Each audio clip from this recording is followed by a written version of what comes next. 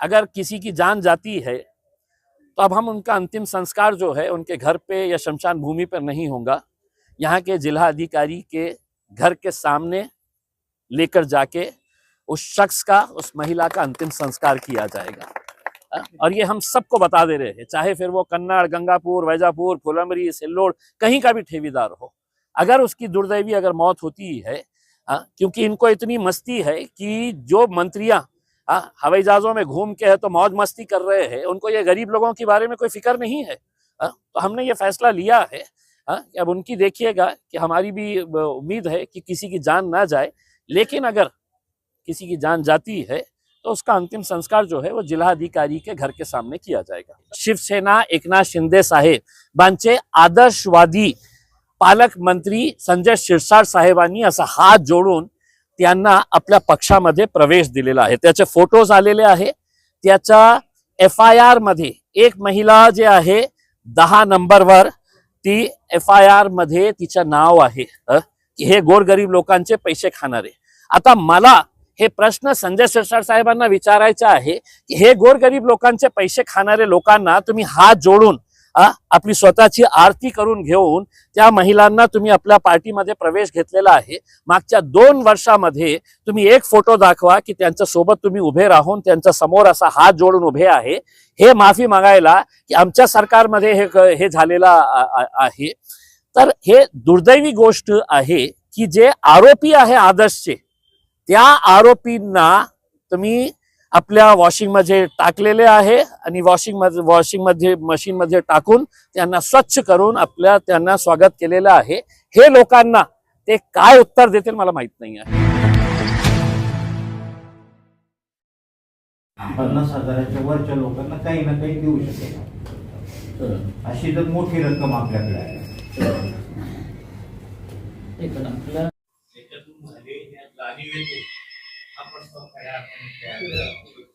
म्हणजे आजपर्यंत आयुक्तांकडे कुठल्याही प्रशासकाने या पद्धतीने प्रस्तावच पाठवला, म्हणून थोडा याच्यामध्ये वेळ पाठ म्हणून तर तरीही आम्ही इतक्या लोक कन्व्हिन्स करून घेतले, लवकरात लवकर कसं होईल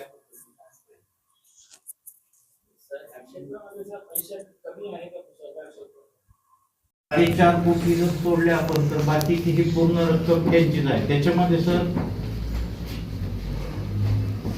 5 लाखापेक्षा अधिक असणारे म्हणजे 329 कोटी पैकी 224 कोटी ही रक्कम 5 पैसा घेतला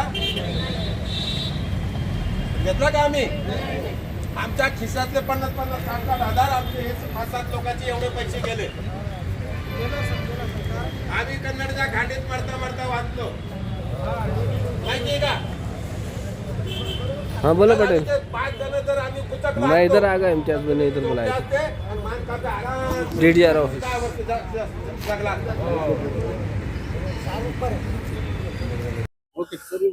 आज तुम्ही भेट घेतलेली आहे, नेमकं काय मागणी होती आणि काय तुमच्या चर्चेअंती ठरलं? काय आहे की आदर्शचा जे घोटाळा आहे ते आपल्याला माहित आहे। मागच्या 2 वर्षापासून सातत्याने आम्ही त्याच्या बाबतीत आंदोलन करत आहे आणि सर्वांचं सहकार्य असल्यामुळे कमीत कमी किती हजार लोकांना पैसे मिळालेले आहे?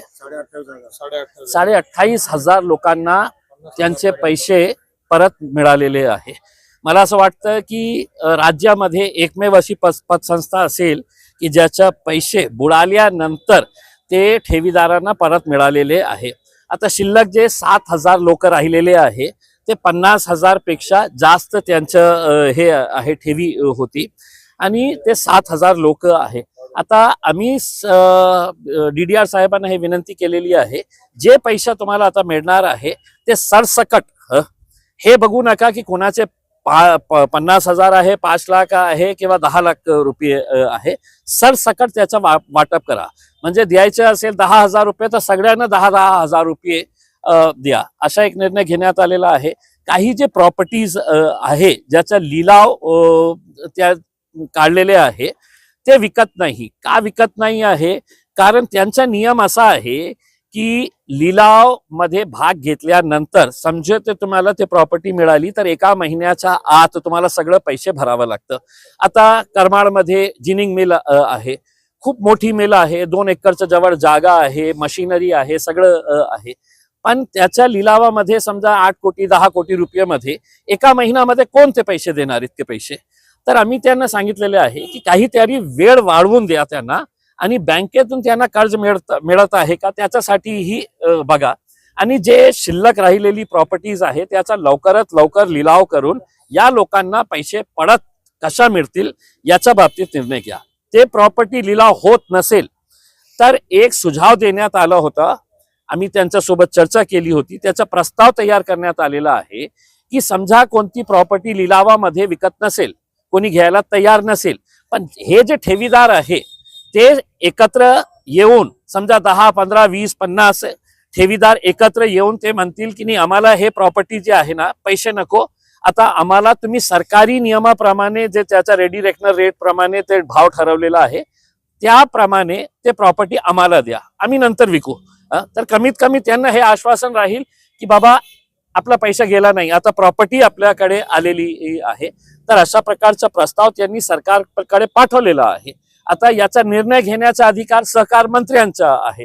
सहकार मंत्रींना आम्ही विनंती करणार आहे की अधिवेशन संपल्यानंतर आम्ही मुंबईला एक मीटिंग त्यांनी बोलावे आणि आदर्श ठेवीदारांच्या बाबतीत त्यांनी हे निर्णय घ्यावा ज्याच्यामुळे हे लोकांचे पैसे परत मिळतील लवकरात लवकर. आदर्श ठेवीदाराचा जो घोटाळा आहे त्यामधले काही आरोपी हे शिवसेनेमध्ये गेल्याची माहिती आहे तुमच्याकडे का? म्हणजे याच्यापेक्षा काय दुर्दैव असणार आहे की 2 असे महिला जे डायरेक्टर्स होते, जे आदर्शचे जे संचालक मंडळावर होते, ते त्यांना आमचे आदर्शवादी पार्टी जी आहे शिवसेना एकनाथ शिंदे साहेबांचे आदर्शवादी पालकमंत्री संजय शिरसाट साहेबांनी असा हात जोडून त्यांना आपल्या पक्षामध्ये प्रवेश दिलेला आहे. त्याचे फोटोज आलेले आहे. त्याच्या FIR मध्ये एक महिला जे आहे 10 नंबरवर ती FIR मध्ये तिचं नाव आहे की हे गोरगरीब लोकांचे पैसे खाणारे. आता मला हे प्रश्न संजय शिरसाट साहेबांना विचारायचा आहे की हे गोरगरीब लोकांचे पैसे खाणारे लोकांना तुम्ही हात जोडून आपली स्वतःची आरती करून घेऊन त्या महिलांना तुम्ही आपल्या पार्टीमध्ये प्रवेश घेतलेला आहे. मागच्या 2 वर्षामध्ये तुम्ही एक फोटो दाखवा की त्यांच्या सोबत तुम्ही उभे राहून त्यांच्या समोर असा हात जोडून उभे आहे हे माफी मागायला की आमच्या सरकारमध्ये हे झालेलं आहे. तर हे दुर्दैवी गोष्ट आहे की जे आरोपी आहे आदर्शचे त्या आरोपींना तुम्ही आपल्या वॉशिंग मध्ये टाकलेले आहे आणि वॉशिंग मशीन मध्ये टाकून त्यांना स्वच्छ करून त्यांना स्वागत केलेलं आहे. हे लोकांना ते काय उत्तर देतील मला माहित नाही आहे. अशा लोकांना सत्तेचं संरक्षण मिळतंय का? मी सुरुवातीपासून हे बोललो होतो की हे अंबादास मानकापे जे आहे त्याला राजनैतिक संरक्षण मिळालेलं होतं. कुणाकडून मिळालेलं होतं तर हेच भारतीय जनता पार्टी, हेच शिवसेनेकडून मिळालेलं होतं. इकडचे स्थानिक नेते त्यांच्या पाठीशी होते म्हणून हे गोरगरीब लोकांच्या पैसे खाऊन मस्त राहत होता. त्याला माहित होता की माझा कोणीही काही वाकडा करू शकत नाही. पण आम्ही त्याला जेलमध्ये पाठवले, त्याचा पूर्ण परिवार जेलमध्ये आहे. आता ते जेलमध्ये बाहेर आला की पुन्हा ते त्यांच्याचकडे गेलेले आहे. याचा अर्थ काय होतो की आम्ही तुम्हाला पहिलेही संरक्षण दिलं होतं, आता तुम्ही बाहेर आलेले आहे या आमच्या पक्षात.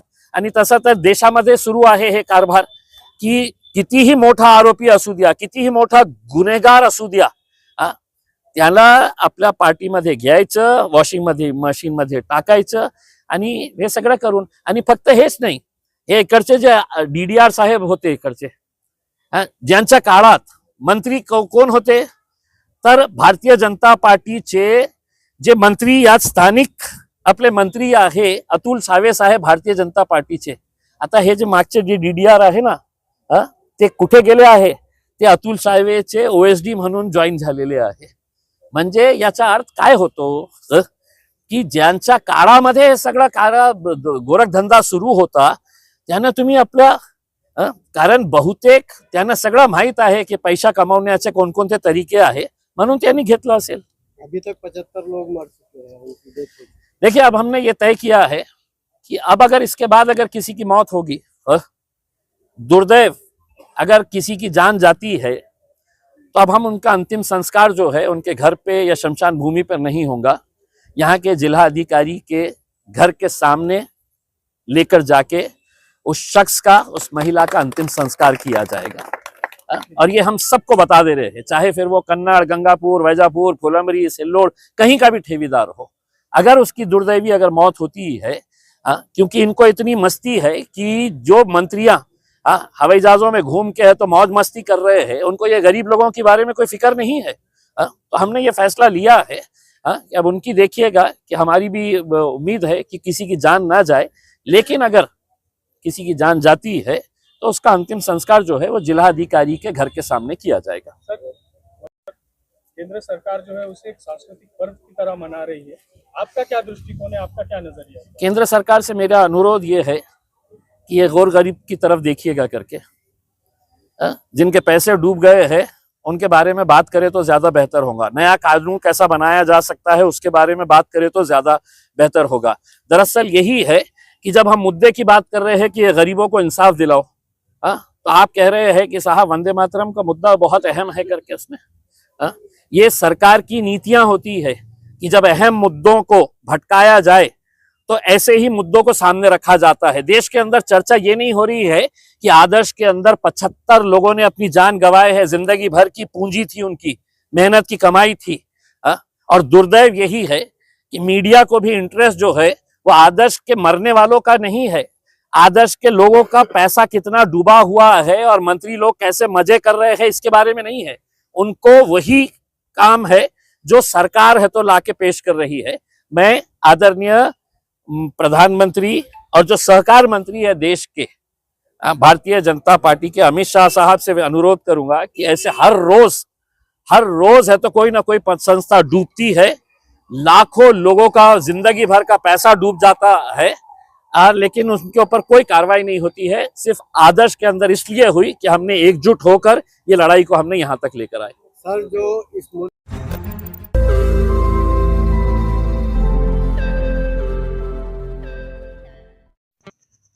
रोज नई खबरों को देखने के लिए हमारे औरंगाबाद समाचार चैनल को सब्सक्राइब कीजिए और नोटिफिकेशन पाने के लिए हमारे बेल आइकन को दबाइए ताकि हर खबर की नोटिफिकेशन आपको मिलती रहे।